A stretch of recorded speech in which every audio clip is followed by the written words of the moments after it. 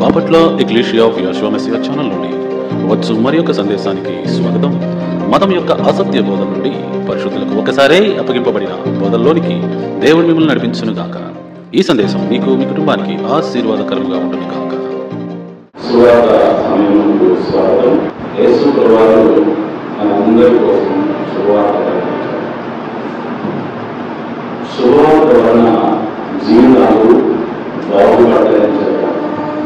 సువార్త ద్వారా అనేక మంది రక్షణలోకి వస్తారు అని ప్రభువు చెప్పారు.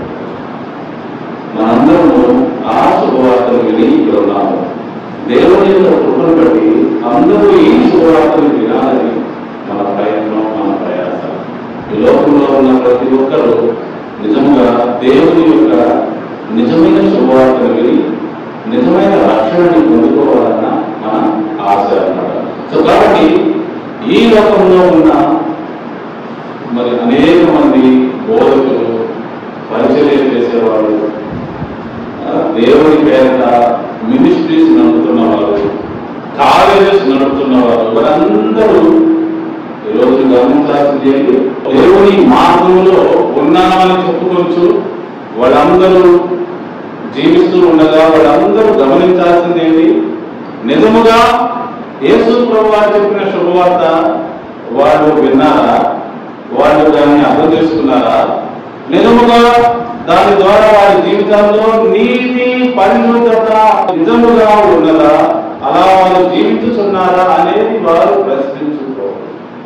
నిజంగా యేసు ప్రభువు యొక్క శుభవార్త ఒక మనిషిని పరిశుద్ధుని చేస్తుంది, నీతిమంతుని చేస్తుంది. ఇది ఎవరైతే యేసు ప్రభువు వారు పరిచర్య చేస్తున్నామని అనుకుంటున్నారో వారందరూ పరిశీలించుకోవాలి. మిగతా అందరికీ కూడా యేసు ప్రభువు వారు చెప్పిన శుభవార్త అందరికీ కావాలి, అందరికీ అర్థమవ్వాలి. యేసు ప్రభువు ఊరు గ్రామం తిరిగి ఎవరి రక్షణ సువార్తను ప్రకటించారు. ఆ సువార్త విని ఆయన మాటలను విశ్వాసం ఉంచితే రక్షించబడతారు అని చెప్పారు. ఏంటి ఎంత రక్షించబడతాం అంటే ఇంగ్లీష్లో అయితే సాల్వేషన్ అంటారు. రక్షించబడటము లేకపోతే సాల్వేషన్ లో వెళ్ళడం, రక్షణలో వెళ్ళడం, అందరూ రక్షణ రక్షణ రక్షణ అంటూ ఉంటారు. ఏమో నిజంగా దాని యొక్క భావం ఈ రోజున మనం గమనిద్దాం. యేసు ప్రభువు ఎందుకు శుభవార్త చెప్పారు? దాని వలన మానవులకి ఏం కలుగుతుంది? ఎందుకంటే యేసు ప్రభువు శుభవార్త అందరినీ రక్షిస్తుంది. అంటే రక్షించాలంటే ఎవరైనా ఆపదలో ఉండాలిగా, ఎవరైనా ప్రమాదంలో ఉండాలిగా, అక్కడి నుంచే రక్షించబడాలి.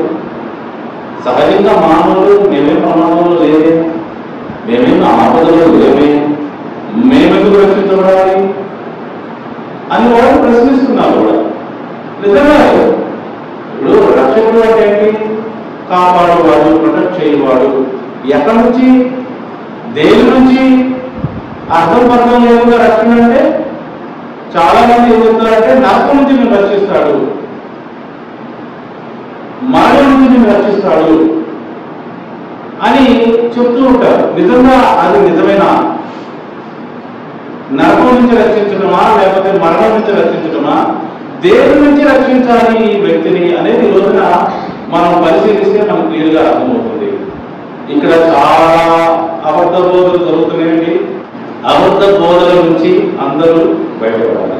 జీవితంలో చాలా భయంకరమైన ఒక పరిస్థితి ఏంటో తెలుసు. మంచిదో చెడ్డదో మీకు అలవాటైన తర్వాత దాన్ని వదిలించుకోవడం చాలా కష్టం. మంచిదైతే మంచిదే, కానీ చెడ్డదైతే అబద్ధ బోధన బారిన పడిపోయి అబద్ధాన్ని నిజముగా నమ్మి చాలా సంవత్సరాలు గడిస్తే ఎంత ప్రమాదమో ఆలోచించదు. ఎంత ప్రమాదమో. ఈ ప్రపంచంలో చాలా మంది హ్యాపీగా లేకపోవడానికి గల కారణం ఇదే, సంతోషంగా లేకపోవడానికి గల కారణం ఇదే. ఏంటి, మా తాతలు దీన్నే నమ్మారు, మా నాన్న వాళ్ళు దీన్నే నమ్మారు, మేము కూడా దీన్నే నమ్ముతాం, మా పిల్లలు కూడా దీన్నే నమ్ముతారు అంటే ఈ రకమైన మెంటాలిటీ నిజముగా చెడగొడుతుంది, నాశనానికి నడిపిస్తుంది. నీవు నేను సత్యం వైపు తిరగాలి, మంచి వైపు తిరగాలి, న్యాయం వైపు తిరగాలి. మా తాతలు నిజంగా న్యాయం వైపు ఉంటే అటువైపు ఉన్నాం. కానీ ఈ రోజు మనం పరిశీలించాలి, మా తాతలు నిజంగా న్యాయం వైపు ఉన్నారా, నేను ఇప్పుడు అడగగలరా? ఇలాంటి మెంటాలిటీ అనేది అందరికీ అవసరం అండి. ఎందుకంటే దేవుని యొక్క వాక్యము అర్థం చేసుకునేటప్పుడు ఎవరైతే ఇలాంటి మెంటాలిటీ లేకుండా ఉన్నారో వారికి అర్థం కాదంటే ప్రభువారు, వారికి అర్థం కాదంటండి. దేవుని యొక్క నిజమైన శుభవార్త ఎవ్వరికి అర్థమయ్యే పరిస్థితులు ఈ రోజైతే నాకైతే కనపడలేదు. చూద్దాం. ఈ రోజున శుభవార్త యొక్క ఫలం కనపడకపోవడానికి గల కారణం ఏంటంటే ఆ యొక్క నిజమైన మీనింగ్ చెప్పేవాళ్ళు తక్కువైపోయారు. నిజంగా ఎందుకు అర్థం చేసుకోలేకపోతున్నారో ప్రజలు ఇప్పుడు మనం గమనిద్దాం. ఇప్పుడే అట్లా ఉన్నారనుకోవద్దు. యేసు ప్రభువారు సువార్త పరిచయం చేసేటప్పుడు కూడా ఇలాంటి పరిస్థితులు ఉన్నాయి, ఇలాంటి వారే ఉన్నారు. గమనించండి, అపవాది ఎప్పటి నుంచో ఉన్నాడు. అపవాది మానవుడికి శత్రువు అయ్యాడు. ఎందుకు అయ్యాడు అది వేరొక టాపిక్ అన్నమాట. చూడండి, యేసు ప్రభువారు శుభవార్త చెప్తుంటే చాలా మంది యొక్క పరిస్థితి ఏంటి, ఈ రోజున కూడా అదే పరిస్థితి ఉన్నదంటున్నాను నేను. మీరు గమనించండి, మత్తయి సువార్త 13వ అధ్యాయం 12వ వచనం. కలిగిన వారికి ఇవ్వబడును, వారికి సమృద్ధిగా కలుగును, లేని వారికి కలిగినది వారి వద్ద నుండి తీసివేయబడును. మరియు ఆ 2 లైన్లు నేను తర్వాత చెప్తా. మరియు వారు చూచుచుండియు చూడరు, వినుచుండియు వినకయు గ్రహింపకయు ఉన్నారు. ఇందు నిమిత్తమే నేను ఉపమాన రీతిగా వారికి బోధించుచున్నాను. చూడండి, ఇది వారికి అర్థమవ్వాలని వాడు ప్రయత్నించలేదంట. వాడు కావాలని కళ్ళు మూసుకుంటాడు. నేను పలానా సంఘం మా ఊర్లో ఉన్నది, 100 సంవత్సరాల నుంచి ఇదే సంఘంలో ఉన్నాను, మా తాత ముత్తాతల నుంచి ఇప్పటికి కూడా దానిలోనే ఉంటాను అని కళ్ళు మూసుకుంటున్నారు. సత్యమేంటి, న్యాయం ఏంటి, యేసు ప్రభువారు ఏం చెప్పారు అనేది పరిశీలన చేయడానికి వారి యొక్క బుద్ధిని ఉపయోగించట్లా. ఇక్కడ చూసారా మీరు, వారు చూచుచుండియో చూడరు, వినుచుండియో వినకయో గ్రహింపక ఉన్నారు. దాని మీద ఇంకా మీకు క్లియర్ అర్థం కాలేదు కదా. యెషయా చెప్పిన మాట కింద చూడండి, ఈ ప్రజలు కన్నులారా చూచి చెవులారా విని హృదయంతో గ్రహించి మనసు తిప్పుకొని నా వలన స్వస్థత పొందకుండానట్లు వారి హృదయము క్రొవ్వినది, వారి చెవులు వినటకు మందములైనవి, వారు తమ కన్నులు మూసుకొని ఉన్నారు. ఎవరి వారే మూసుకున్నారా, ఎవరైనా మూస్తున్నారా? వాళ్ళకి వాళ్ళే మూసుకుంటున్నారు. మాది తాతం నాటి సంఘము, మా తాత ఇక్కడే పరిచయం చేశాడు, మేము ఇందులోనే ఉంటాము. అర్థమవుతుందా? అంతేగాని సత్యానికి చెవి ఇద్దాము, అసలు దేవుని వాక్యం అంటే ఏంటి, యేసు ప్రభువారు ఏంటి చెప్పింది మనకి అని ఆలోచించడానికి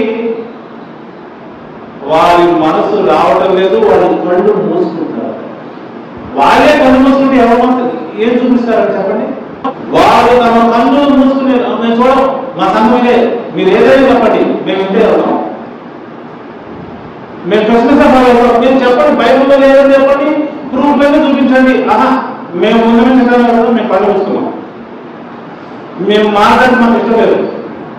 అదే సత్యమండి, బైబిల్లో ప్రభువారు ఎలా చెప్పారు, మీరేం ఎలా చేస్తున్నారు? ఆహా, మేము కళ్ళు మూసుకుంటున్నాం, మేము వినాం, మాకు అవసరం లేదు, మా తాత ముత్తాల నుంచి ఇలానే వస్తుంది, ఇలానే వస్తుంది. ఇది ఎలా ఉందంటే, మా తాతలు కాంగ్రెస్, మా నాన్నవాళ్ళు కూడా కాంగ్రెస్, మేము కూడా కాంగ్రెస్.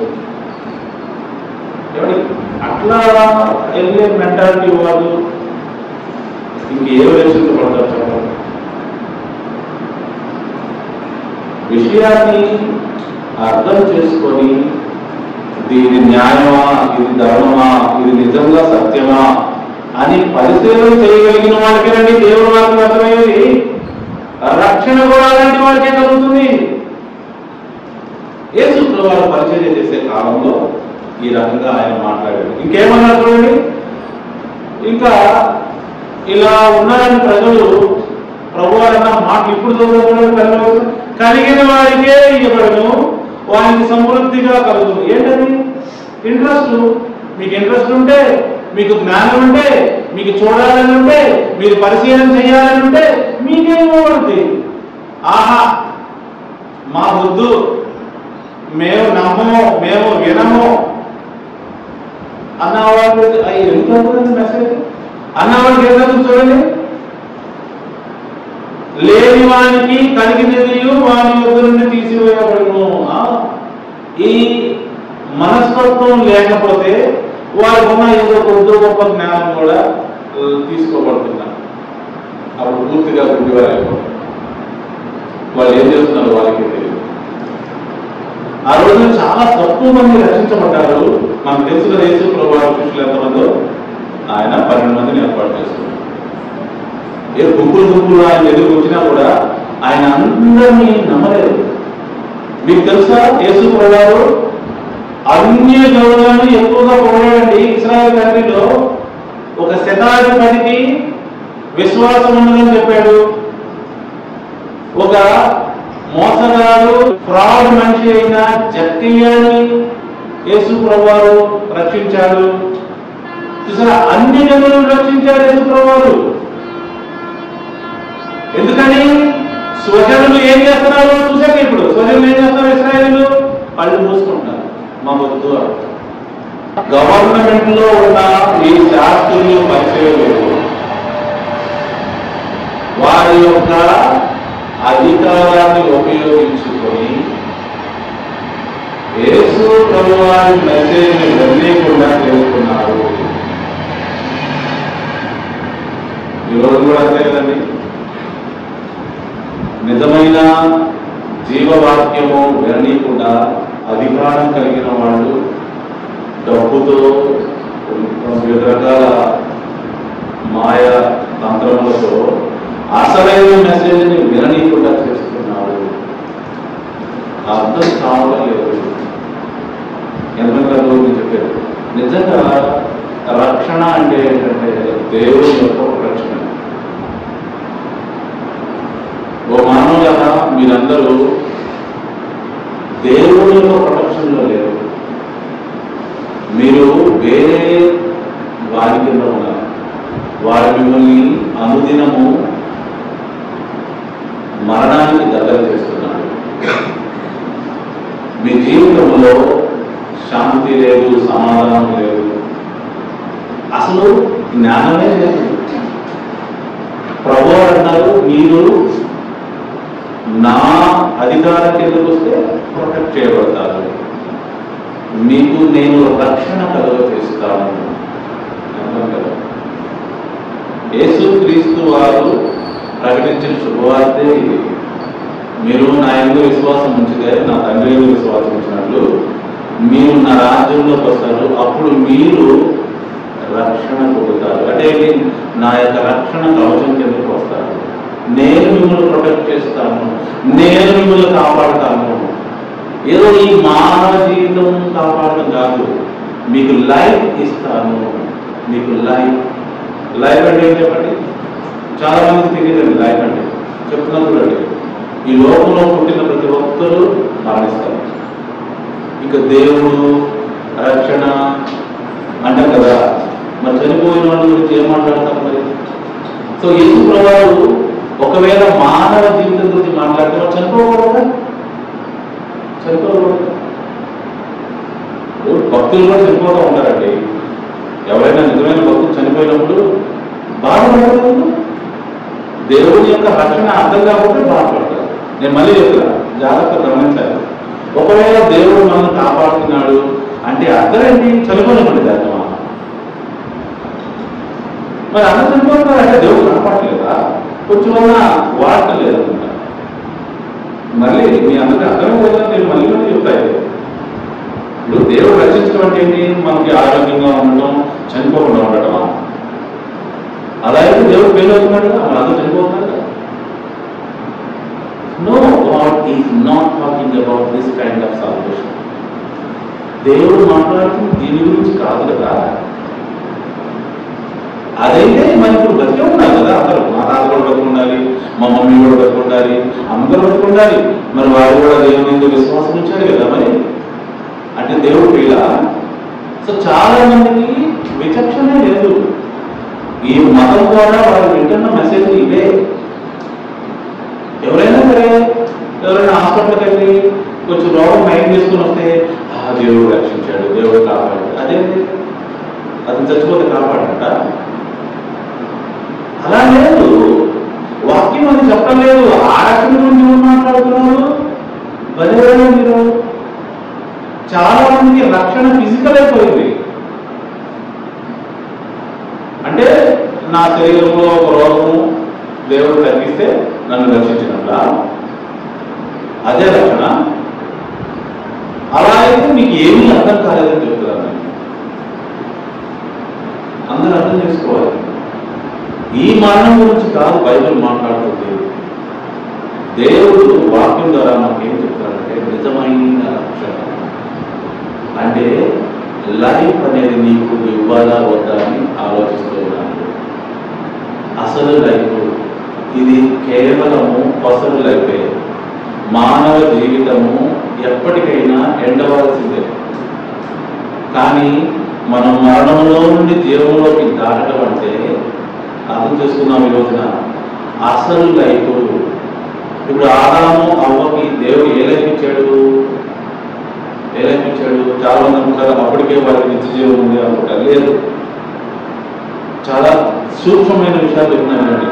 మనం ఒక ఆర్ట్ వేస్తున్నాం, బొమ్మ వేస్తున్నాం అనుకోండి, సడన్గా వచ్చాం. అప్పుడు మీ అందరూ చూశారు, ఇదేంటి ఇలా ఉంది అంటారు, బాగా ఏదో అంటారు. ఇంకా ఆర్ట్ ఫుల్గా నేను వేయలేదు కదా, వేసిన తర్వాత కదా మీకు అర్థమయ్యేది నేను ఏం వేస్తున్నాను. సో అలా దేవుడు ఆదాముని అవ్వని సృష్టించి ఏదేదో తోటలో పెట్టినప్పుడు ఇంకా పిక్చర్ కంప్లీట్ అవ్వలేదు. ఆ మధ్యలోనే వాళ్ళు శాపంలో పాపంలో పడిపోయారు. గొప్ప పాయింట్. సో మన జీవితం ఇప్పుడు ఎలా ఉంది? పిక్చర్ కంప్లీట్ అవ్వలేదు. మానవ జీవితం అనేది పిక్చర్ కంప్లీట్ అవ్వలేదు.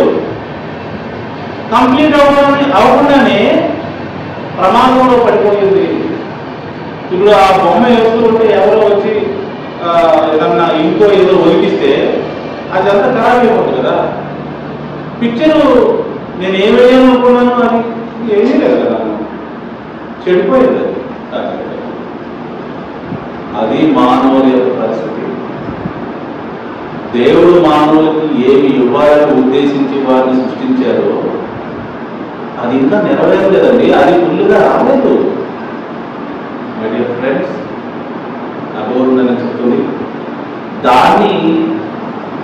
దాని జ్ఞానం ఇచ్చి దాన్ని మనకి ఇవ్వాలని యేసుక్రీస్తు వారిని మళ్ళీ పంపారు. మధ్యలో కనెక్ట్ అయిపోయాం కదా మనం మానవులందరూ. ఇప్పుడు ఆదాము సృష్టించి ఏదైతే తోటలో పెట్టిన తర్వాత లైఫ్ ఇద్దామని జీవవృక్ష ఫలాన్ని పెట్టాడు.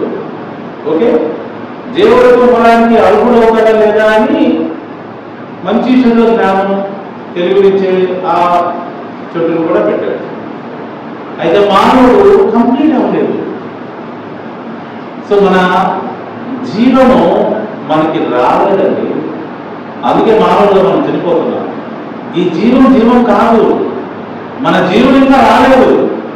మన జీవమును మనకి ఇవ్వడానికి యేసు ప్రభు వారిని వివేకం ఇవ్వడానికి పంపాడు. మొత్తం వివరించడానికి యేసు ప్రభు వారిని పంపాడు. మరియు ఆ జీవం నుంచి ద్వారం తెరవడానికి పంపాడు. దాన్ని ఆయన ఏమన్నాడంటే రక్షణ అన్నాడు. ఈ మానవ జీవితము కేవలము సమంలోనే అయిపోయింది. మనం ఫుల్లుగా మన జీవితాన్ని పొందుకోవాలి. ఆ జీవవృక్ష ఫలము ఆధారం తిన్నట్టయితే లైఫ్ పూర్తిగా వచ్చేసేది. రాలేదు కదా. మరి వీళ్ళకి ఆ అవకాశం ఇవ్వాలని చెప్పేసి ప్రభువారు ఈ మానవుల మధ్యలోనే చెడిపోయారు కాబట్టి, కరెక్ట్ అయ్యారు కాబట్టి ఇప్పుడు మనం దానిలోకి వెళ్ళాలని ఆశపడుతున్నాడు ప్రభువారు. ప్రియ దేవుడు బిడ్డలారా, అటువన్నీ కూడా మధ్యలో అనుకోకుండా యాక్సిడెంటల్గా ఒక తప్పు జరిగిపోయింది ఒక కెరూబు ద్వారా. ఆ కెరూబు తన తప్పు చేస్తూ వెళ్తూ మానవుడు కూడా లాక్కెళ్ళిపోయాడు పాపం.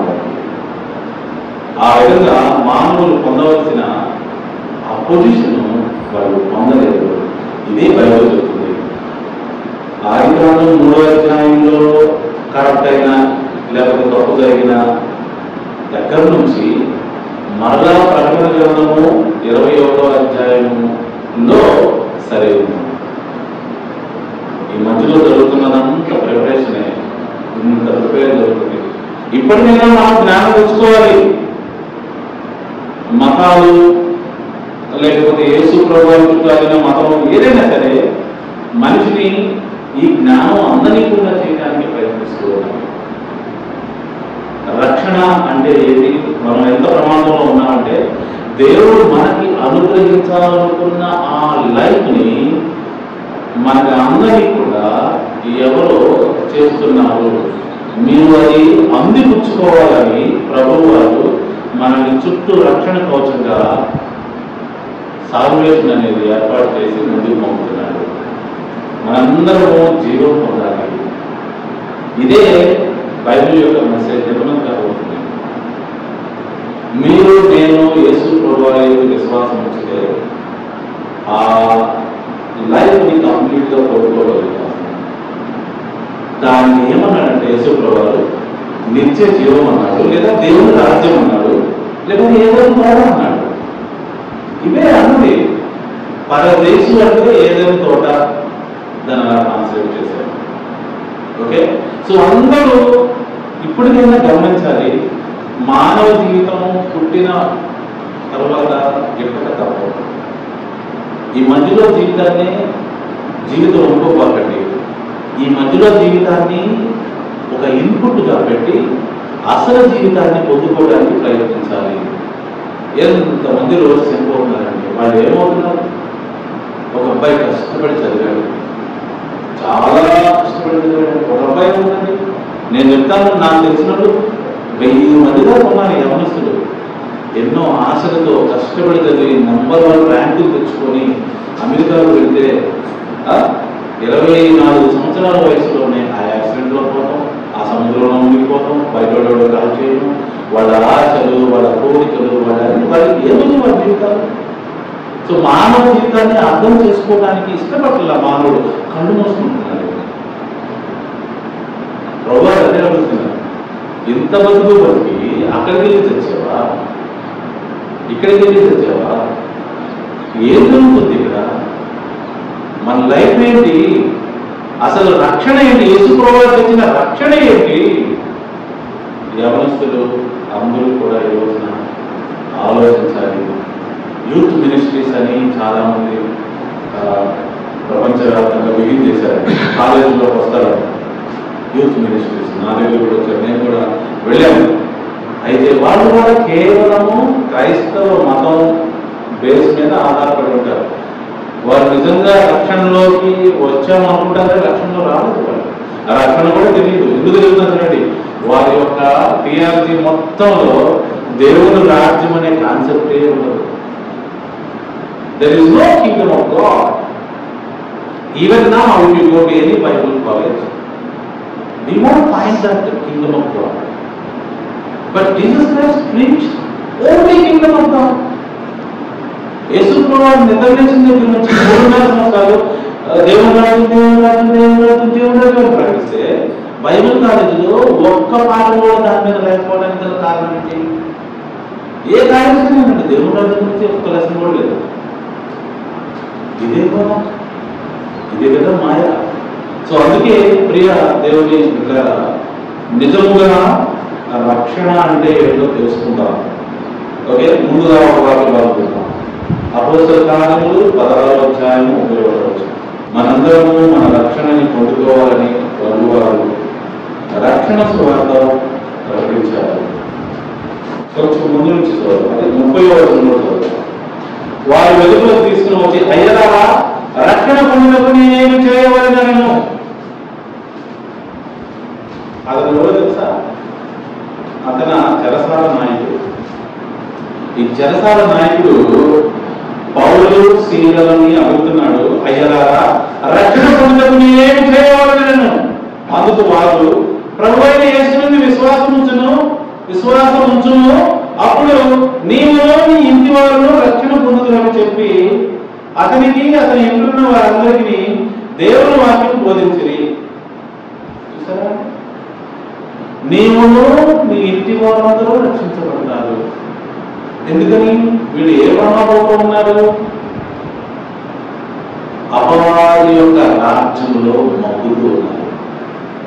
వీరి జీవితాల్లో నీతి లేదు, న్యాయం లేదు, పరిశుద్ధత లేదు, మనిషిగా జీవించడం లేదు. సో యేసు ప్రభువు ఇలాంటి పరిచర్య చేశారు, శిష్యులకి అప్పగించారు, వాళ్ళు కూడా ఇలానే చేశారు. నెక్స్ట్ లూకా సువార్త 19వ అధ్యాయం 9వ వచనం. నువ్వు యేసు ప్రభువారి యొక్క నిజమైన శుభవార్త, దేవుడిగా శుభవార్త, అది నీకు రక్షణ కలుగజేస్తుంది.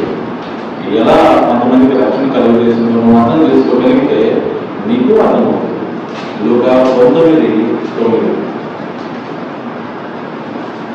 అందుకు యేసు ఇతరులను అబ్రహాము కుమారుడే, ఎందుకనగా నేడు ఈ ఇంటికి రక్షణ వచ్చి ఉన్నది. నశించిన దానిని వెతికి రక్షించుటకు మనుష్య కుమారుడు వచ్చినని అతనితో చెప్పాను. అబ్రహాము కుమారులు అవుతారని రక్షించబడేవాళ్ళు, అబ్రహాము తండ్రి అవుతాడని రక్షించబడేవారికి, అబ్రహాము సంతానం అవుతాడని రక్షించబడేవారికి, అబ్రహాము సంతానం అవుతాడని రక్షించబడేవారు. అబ్రహాము శారీరకంగా పుట్టిన సంతానమైనంత మాత్రం చేత రక్షించబడతాడు. యేసుక్రీస్తు నందు విశ్వాసం ఉంచడం ద్వారా అబ్రహాము కుమారుడు అవుతున్నారు. ఇక్కడ జక్కయ్య చాలా పాపాత్ముడు, ప్రజలందరినీ చాలా పీడించి తినే ఒక పన్నులు వసూలు చేసే ఒక ఆఫీసరు యేసు ప్రభువారిని కలుసుకొని రక్షణ పొందాడు. వారి ఇంటి వారందరూ రక్షించబడ్డారు. చూసారా?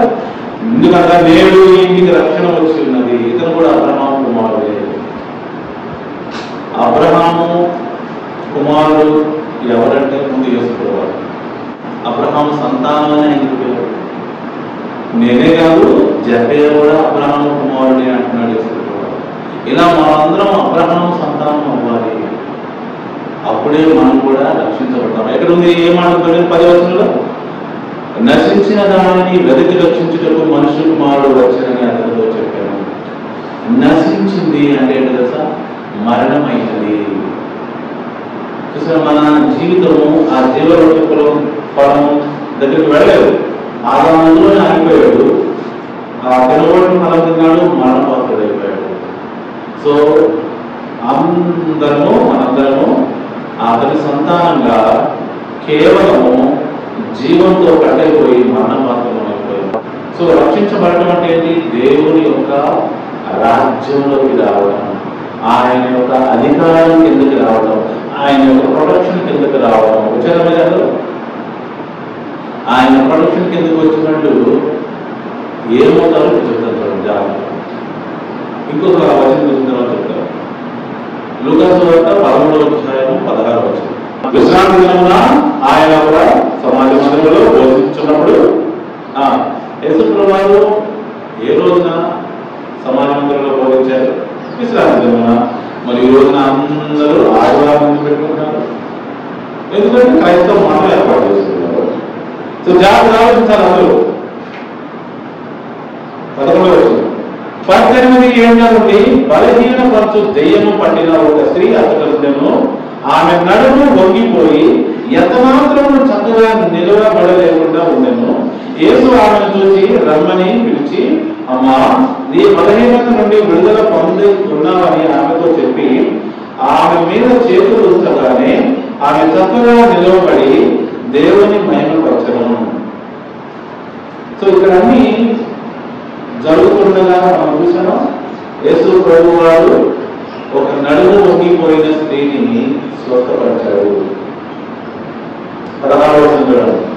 ఇదిగో 18 ఏళ్ల నుండి సాతాను బంధించిన అబ్రహాము కుమార్తె అయిన ఈమెను విశ్రాంతి దినమున ఈ కట్ల నుండి విడిపించదగదా అని అతనితో చెప్పాను. ఎవరు ఈవిడ కూడా అంటే అబ్రహాము కుమార్తె. అబ్రహాము కుమార్తె అనగానే ఇశ్రాయేలు యొక్క రాజ్యం వస్తుంది. అందరూ గమనించుకోవాలి. మనందరము దేవుని రక్షణలోకి రావడం అంటే అబ్రహాము సంతానం అవుతున్నాము.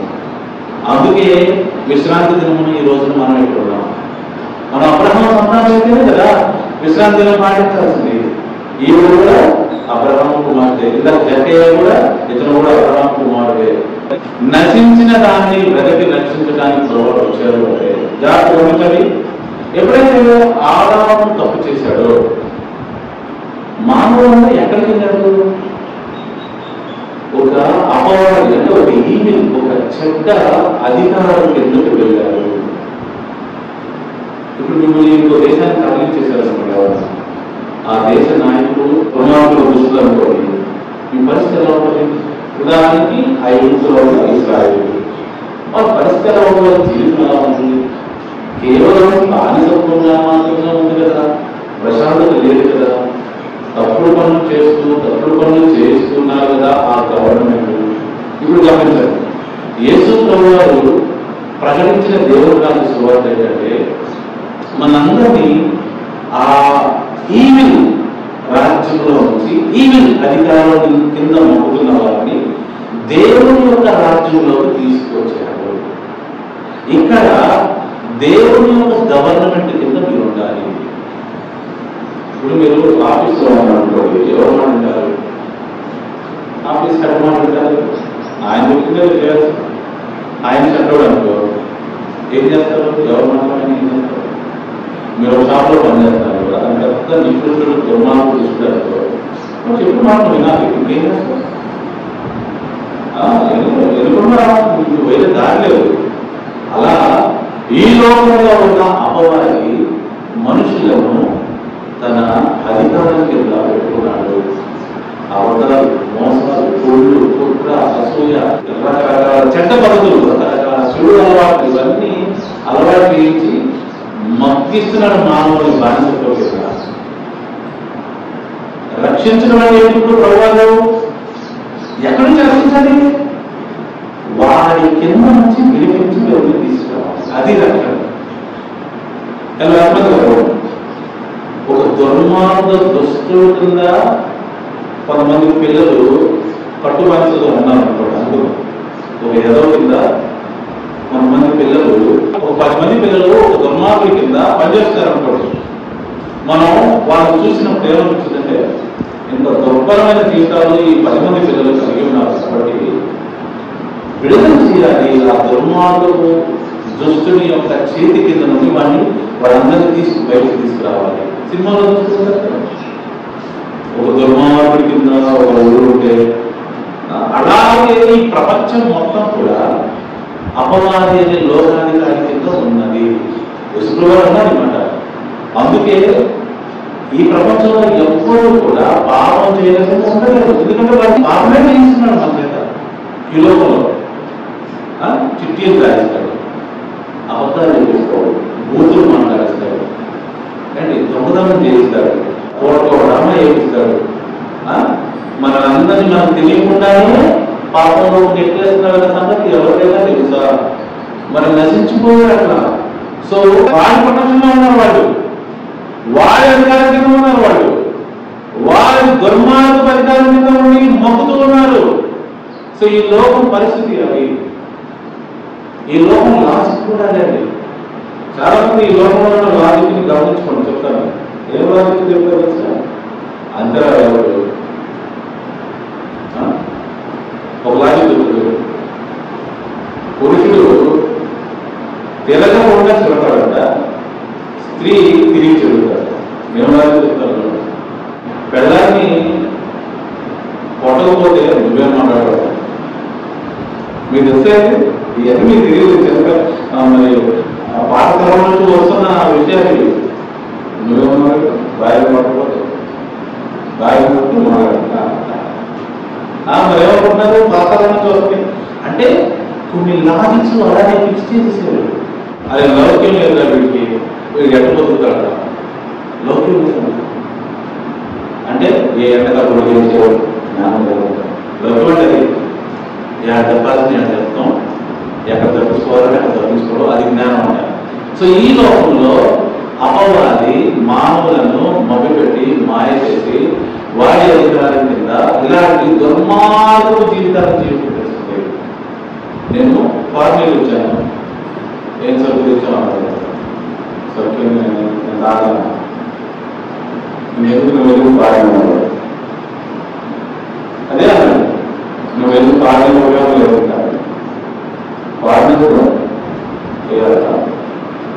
లోకము వాళ్ళ జ్ఞానము వాళ్ళ లాజిక్ అలాగే ఉంటుంది. లోకము అపవాది యొక్క మాయలో ఉన్నది. మరి ఎందుకు రక్షించాలంటే ఎక్కడి నుంచి అనుకుంటారు? నువ్వు అబద్ధం ఆడలేని పరిస్థితుల్లో నుంచి రక్షించాలి, నువ్వు మోసం చేయలేని పరిస్థితుల్లో నేను రక్షించాలి. నువ్వు ఆడవాళ్ళను చూసి భయంకరంగా ఆలోచన చేస్తూ ఉంటావు, అందమైన ఆటలు నమ్మితే చాలు. అలాంటి దుర్మార్గ దుష్ట ఆలోచన నుంచి నేను రక్షించాలి.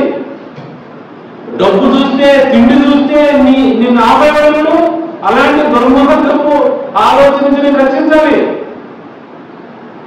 ఎంత భయంకరమైన బానిసత్వంలో ఉన్నదో ఈ లోకము ప్రభువారు అక్కడి నుంచి రక్షించాలనుకుంటున్నారు.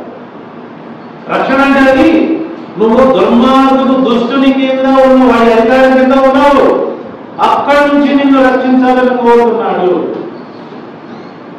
నీకు చిన్ననాటి నుంచే ద్వేషించడం నేర్పిస్తున్నాడు. ద్వేషిస్తున్నాడు.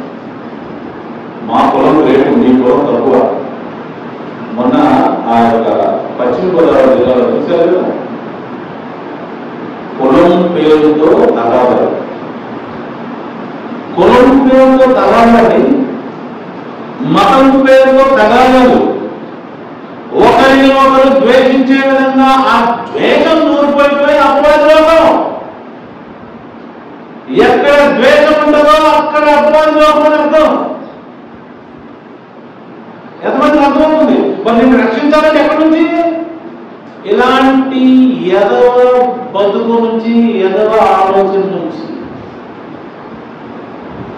ద్వేషం, పగ, అసూయ, అహంకారం ఇవన్నీ బాగా నరనరాల్లో జీర్ణించకపోయిన నీకు పాపం చేయడం తప్ప వేరే దారి గతి లేని పరిస్థితిలో వెళ్ళిపోయావు. మరి రక్షించాలని ఎక్కడి నుంచి రక్షించాలి? ఇలాంటి పరిస్థితి నుంచి నేను రక్షించాలి. ఇలాగే జీవిస్తే నువ్వు చచ్చిపోతావు అంటాడు, నువ్వు నశించిపోతావు. మరి నిన్ను రక్షించాలి కదా. నిన్ను వలె నీ పొరుగు వారిని ప్రేమించడం అనే ఒక లైన్ ఇప్పుడు పాత నిబంధనలో చెప్పాడు. ఆ ఒక్క లైన్ నిన్ను మనిషిని చేస్తుంది. ఆ ఒక్క లైన్ నిన్ను మనిషిని చేస్తుంది, నిన్ను కాపాడుతుంది. నీలో ఎంత అహం, నీలో ఎంత ఇగో, ఎంత ఇగో నీ లోకంలో, ఎంత భయంకరమైన పరిస్థితి నుంచి నేను రక్షించాలని ప్రభావితం. కొట్టివాడి గంటకి ఎంత ఇగోనో, ఎంత అహంకారమో, ఎంత బలుపో. మరి అదే డబ్బు బలుపు, డబ్బు మతం. జక్కయ్య నీ ఇంటికి రావాలి అన్నాడు, దిగిరా చెట్టు దిగిరా అన్నాడు. మా ఇంటికి రా నీకు కొట్టివాడు జక్కయ్య, కొడుకు లేదు జక్కయ్య, చెట్టు ఎక్కి యేసుని చూడదు జక్కయ్య. యేసు అతన్ని చూచెను, చాలా సంతోషించెను, ప్రేమతో అతని ఇంటికి వెళ్ళెను. తర్వాత ఏమైంది? జక్కయ్య మాడిపోయెను, యేసు భక్తుడాయను. జక్కయ్య నువ్వు దారుణంగా ఉన్నావు తెలుసా? నువ్వు నీ ఈగో, నీ మెంటాలిటీ, నీ యొక్క పరిస్థితి దారుణంగా ఉన్నావు. మరణానికి దగ్గరగా ఉన్నావు, నిన్ను నేను రక్షించడానికి వచ్చాను. జక్కయ్య బయటకు వచ్చుంటాడు, ఇదిగో నేను ఎవరి దగ్గర అయితే అన్యాయంగా తీసుకున్నానో, 100 తీసుకుంటే 200, 200 తీసుకుంటే 400, 300 తీసుకుంటే 600 వెనక్కి ఇచ్చేస్తా. జక్కయ్య మాట్లాడాడు. ఆధారపడ్డాడు. అవన్నీ ఇచ్చిన తర్వాత నా దగ్గర ఆస్తి ఎంత ఉంటుందో ఆ ఆస్తిలో సగభాగం పేదలకు పనిచేస్తా. ఏంటి మెంటాలిటీ ట్రాన్స్ఫర్మేషన్ ఈ జక్కయ్యలో? అది రక్షణ. మనిషి అక్కడ రక్షించబడతాడు. నశించిపోతున్న మానవుడా, నీకు అసలు ఏమైనా అర్థమవుతుందా? ఎంత అహంకారము, ఎంత మదము, ఎంత కొవ్వు మనిషికండి. నిన్ను వలె నీ పొరుగు వారిని ప్రేమించడము ఎప్పుడైతే నేర్చుకుంటాడో అప్పుడండి వాడు మనిషి అవుతాడు, వాడు రక్షించబడతాడు. వాడు రక్షించబడతాడు. ఉద్యోగం చూసుకొని, డబ్బు చూసుకొని, ఆస్తి చూసుకొని, మంది బలం చూసుకొని, పొలిటికల్ పార్టీ చూసుకొని, కులం చూసుకొని, మతం చూసుకొని ఎగిరెగిరి పడుతున్నావా? నీవు నశించిపోవడానికి పరిగెడుతున్నావన్న సంగతి గుర్తుపెట్టుకో. అలాంటి వారిని ప్రభువు రక్షించడానికి వచ్చాడు, మనిషిని చేయడానికి వచ్చాడు. ప్రియదేవుని కదా, ఈ రోజున దేవుని రాజ్యంలోకి ప్రవేశించడం అంటే అబ్రహాము సంతానం వల్ల. యేసు ప్రభువు ఇదిగో దేవుని రాజ్యం మీ వద్దకు వచ్చి ఉన్నది, మారు మనసు పొంది అందులో ప్రవేశించాడు. జక్కయ్య మారు మనసు పొందాడు. జక్కయ్య మారు మనసు పొందాడు. చాలా వరకు నేను చూసిన లోకంలో అపవాది మాయలోనే అందరూ ఉంటారండి. కొంతమంది పేదోళ్ళు ఉంటారండి. ఒక సినిమా ఉందనుకుంటారు, ఇలాంటి ఒక సినిమా జిందగీ చెందువా వెళ్ళి గమండువా. అంటే లైఫ్ ఒక్క నిమిషం విస్తున్నా ఉంటుంది, అయినా సరే పొగలు పట్టిన గింతలాగా అహం పట్టుకొని ఈగో పట్టిన గింతలాగా ఎదుగుతారు. ఎందుకు వాళ్ళకి అంత అహంగా ఉంటుంది అర్థం కాదు. ఎవరి పేదలకి ఇంత అహంకారం ఓడిపోతున్నది ఎవరు? అపవాది. పేదల దగ్గర లేని డబ్బు రాదు, జ్ఞానము. ఆ జ్ఞానం లేకపోవడం వల్ల అపవాది వాడిని పట్టి పీడిస్తున్నాడు. వాళ్ళకి జ్ఞానం నేర్పుతున్నా, ఏం నేర్పుతున్నాడు? అహంకారం, ఈగో, కొవ్వు, ఇవి ఇవి ఇవి నేర్పుతున్నాడు బాగా. అందుకే జిందగీ జండువా పెరిమి కమండువా అవుతున్నాడు. ఈ రోజున మనందరము దేవుని రాజ్యము చేరి దేవుని రాజ్యం యొక్క నీతిని పట్టుకోవాలని ప్రభువు అడుగుతున్నారు. మనమందరం దేవుని రాజ్యం చేరి దేవుని రాజ్యాన్ని యొక్క నీతిని పట్టుకోవాలి. చూడండి, మత్తయి సువార్త 6వ అధ్యాయము 33వ వచనం. మత్తయి సువార్త 6వ అధ్యాయం 33వ వచనం. ఆల్రెడీ నేను ముందుగా మెన్షన్ చేసినట్లు ప్రజలు చూడండి ఎలా ఉన్నారు, కళ్ళు మూసుకుంటున్నారు. ఈ వాక్య చదివే ముందు ఒక ఇంపార్టెంట్ మ్యాటర్ చెప్తారు. ఈ లోకంలో ఉన్న ప్రజలందరినీ యేసు ప్రభువు రక్షించడానికి వచ్చారు. ఓకే, వచ్చారు. అయితే ప్రతి ఒక్కరు కూడా పాపం అనే రోగంతో ఉన్నారు. అలాంటి పాపం అనే రోగం కొంతమందికి ఏమో ఫైనల్ స్టేజ్ లో ఉంది, కొంతమందికి ఏమో మీడియంగా ఉంది, కొంతమంది బిగినింగ్ లోనే ఉంది. అంతే కదా. ఇప్పుడు రోగం వచ్చినప్పుడు డాక్టర్ గారు ఏం చేస్తారు? మందు వేస్తారు. మందుకి ఆ శరీరం రెస్పాండ్ అయిందనుకోండి, రోగం నయం కదా.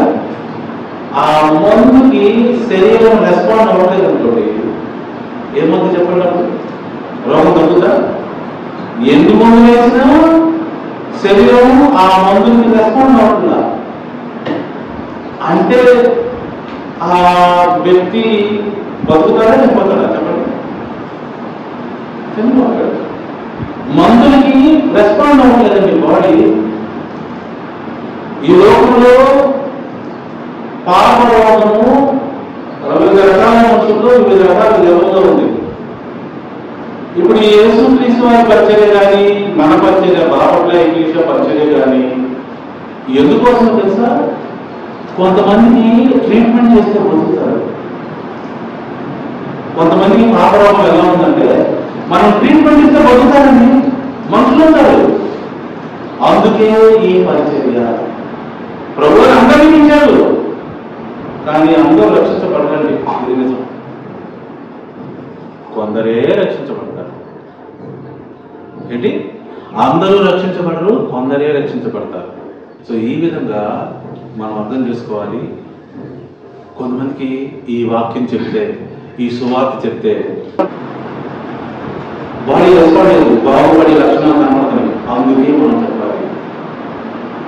కొందరు కనబడతారండి, కొందరు రక్షించబడతారు. అవును, వాళ్ళు రక్షించబడతారు. అందుకే యేసు ప్రభువు తన బిడ్డల్ని పంతులు అడిగారు. అదుగులో కొంతమంది రక్షించబడతారు.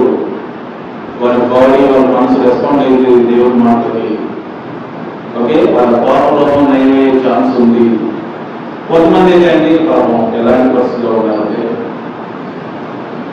వారు రక్షించబడతారు, దగ్గరగా ఉంటారు. వారి రోగము ఎంత బాగా మునిగిపోయిందంటే ఇక చేయలేకపోయిన పరిస్థితి అయిపోయింది. కాబట్టి మీరు మత్తయి సువార్త 6:23 కాబట్టి మీరు ఆయన రాజ్యమును నీతిని మొదట వెతుకుడి, అప్పుడవన్నీ మీకు అనుగ్రహించబడను. మీరు నేను మొదటిగా వెతకాల్సింది ఏంటి? దేవుని రాజ్యము, దాని నీతి. ఎందుకు? రక్షించబడతారు. మీ జీవితంలో నా ప్రయారిటీ ఏంటి? మీకు ఏది ముఖ్యం? డబ్బు ముఖ్యమా? ఆస్తి ముఖ్యమా? ఆరోగ్యం ముఖ్యమా? ఎవరు ముఖ్యం మీ జీవితంలో? ప్రభువు అన్నారు, మీ జీవితానికి ఒకే ఒక టాప్ ప్రయారిటీ ఉండాలి, అది దేవుని రాజ్యం. దేవుని రాజ్యము, దాని నీతి. ఎవరైతే రెస్పాండ్ అవుతారో, ఇప్పుడు మనందరము విశ్రాంతి దినంలో దేవుని సన్నిధిలో ఉన్నాం. అలా ఉండాలని ప్రభువు కోరుకుంటున్నారు. ఎందుకని? ఆయన ఇచ్చింది టాప్ ప్రయారిటీగా నీ మనసులో ఉండాలన్నాడు. అలా ఉంటే ఏం జరుగుతుంది? నెక్స్ట్ టైం అలా ఉంటే ఏం జరుగుతుంది? అప్పుడు అవన్నీ మీకు అనుగ్రహించబడదు. మీకు ఏం కావాలో మీకు అనుగ్రహించబడతాయి. చాలా మంది అనుకుంటారు, నేను సంపాదించుకుంటా, నేనే అది చేస్తా, నేనే ఇది చేస్తా అనుకుంటారు. ఏదండి, ప్రభువుకు తెలియకుండా ఏ మంచి వరం మనకి రాదు. బైబిల్ వరకు చెప్తుంది. కాబట్టి అందరూ అర్థం చేసుకోవాలి. దేవుడు కదా, ఈ రోజుల్లో భయంకరమైన పరిస్థితుల్లోనూ నమ్ముతున్నారు. దేవుని రాజ్యంలో ప్రవేశించి, దేవుని అధికారం కిందకు వచ్చి, దేవుని యొక్క ఆయన యొక్క రక్షణ కిందకు వచ్చి, ఆయన యొక్క ప్రొటెక్షన్ కిందకు వచ్చి నువ్వు బాగుపడి అన్ని ఆశీర్వాదాలు పొందుకోవాలని కోరుకుంటున్నాను. ఇది నిజమైన రక్షణ. సో ఎవరైతే ఆల్రెడీ ఈ యొక్క రక్షణలోకి వచ్చారో వారు సిన్సియర్గా దేవుని మార్గంలో అంబాసిడర్స్ గా చక్కగా జీవిస్తూ ముందుకెళ్ళాలి. ఈ విధంగా మనందరూ రక్షించబడాలి. అంతం వరకు సహించేవాడే రక్షించబడడం రాయడం. అంటే మీరు దేవుని మార్గంలోకి వచ్చిన తర్వాత కూడా మీరు కొనసాగాలి. అంటే పరిశుద్ధాత్మ శక్తి ద్వారా దేవుని ధర్మశాస్త్రాన్ని పాటిస్తూ అంతం వరకు నీతిగా కొనసాగాలి. అందరూ గమనించుకోవాలి. కాబట్టి మీరు ఆయన రాజ్యంలో నీతిని మొదట వెతుకుడి. మొదట అంటే ఫస్ట్ ప్రయారిటీ. అప్పుడు మనందరికీ ఇవన్నీ అనుభవించబడతాయి. కాబట్టి ఈ విధంగా నేను 3 words ఉపయోగించాను. టైం లేదు కాబట్టి నేను ఇంకా చూపించలేదు మీకు. సో రక్షణ అంటే అపవాది యొక్క అధికారం కింద నుండి దేవుని యొక్క అధికారం కిందకి వచ్చిన వాటి అపవాది యొక్క అధికారం కింద ఉంటే కేవలం వాడు పాపమే చేస్తాడు. అందరికీ వాడి దృష్టంతా పాపం వైపు ఉంటుంది. వాడు ఆలోచనంతా కేవలం పాపం వైపు ఉంటుంది. నిజమండి, వాడు ఆలోచనంతా చుడిపోయాడు. అందుకే ఇర్మియా గ్రంథంలో ఏం చెప్పబడింది తెలుసా? హృదయము అన్నిటికంటే మోసకరమైనది, ఘోరమైన వ్యాధి. ఆ ఘోరమైన వ్యాధితో నశించుకోవడమా దేవుని యొక్క కుమారుడు ద్వారా ప్రకటించబడిన శుభవార్త విని మనిషి అవుతావా, రక్షించబడతావా అనేది అసలైన ప్రాబ్లం. సో ఈ విధంగా మనందరము రక్షణ యేసు క్రీస్తు ద్వారా తండ్రి దేవుడు అనుగ్రహించిన ఈ రక్షణ పొందుకొని మనందరూ వర్ధిల్లాలని కోరుకుంటూ ఈనాటి ఈ విశ్వాస సమయం సందేశాన్ని ముగిస్తూ ఉన్నాను. So thank you all for joining today. మన వచ్చే వారి సమయం